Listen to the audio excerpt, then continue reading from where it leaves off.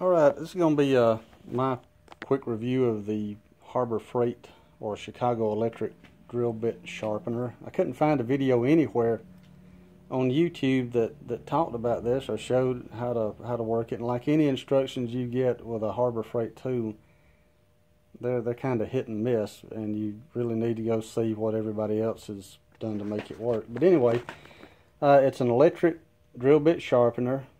Quick overview of what everything does. On-off switch down here at the bottom. A quiet running motor.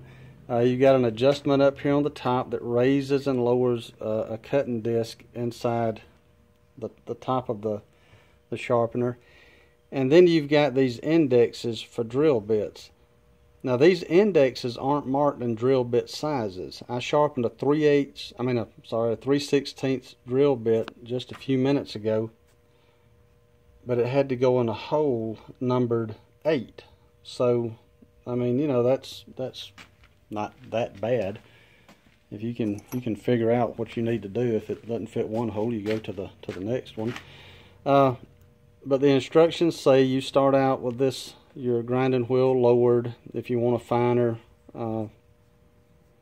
grind, I guess, on your drill bit, they say it'll take a little while to sharpen it because you don't really have that wheel in contact with your bit, or you can raise it up for a more aggressive grind. And like I said, the drill bit,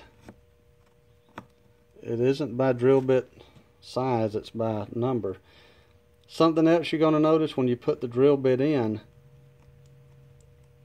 that's really not that tight of a fit.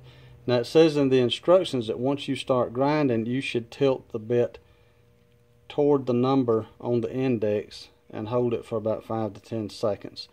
Now what I've noticed is you can actually turn the bit a little bit in there too if you wanted to, I don't know, try to sharpen more than what you're sharpening. But you tilt it back and forth a little bit. It says toward the number, take it out, turn it, and then tilt it back again.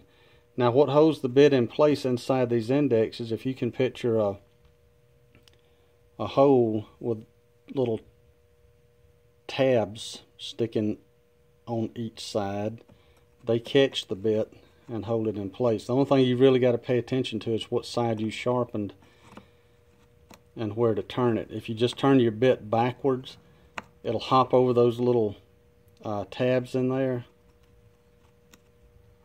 and it'll hold it in place. I mean, you know, for the money, 29 bucks, it wasn't bad. They care about you because the instructions say do not smoke during use because nicotine reduces the blood supply to the hands and fingers, increasing the risk of vibration-related injury. Folks, don't get killed by this thing if you smoke and use it. But anyway, it is what it is. It's a $29 drill bit sharpener. I sharpened this bit a while ago and it was dull as a butter knife, and I put it in my drill press. And yeah, it cut, but it didn't cut like I wanted it to. So what I had to do is do a pilot hole through some metal, and then this thing just buzzed right on through it. So if you're looking for a cheap drill bit sharpener, I mean, you know, it's pretty good for your shop. I'd considered taking it back and getting something else, but I think I'm going to hang on to it because I've been sharpening my bits on a bench grinder, and this makes it a little bit easier. I think I'll hang on to it for a few days and see if I can get my money's worth out of it. If I can do 2 or 3 bits, I've paid for the whole thing anyway. But anyway, quick review of the Harbor Freight drill bit sharpener, the Chicago Electric Power Tools. It's marketed, this exact same sharpener I've found is marketed under a ton of different names, but I got mine at Harbor Freight. And like I said, if you're into Harbor Freight tools like I am, and I know some of them are great, some of them are good, some of them need a little tweaking, it's worth the money. And if you can get one of their coupons for like 20% off, you'll save you a little bit of money, or if you find it on sale, you can save you a little bit more.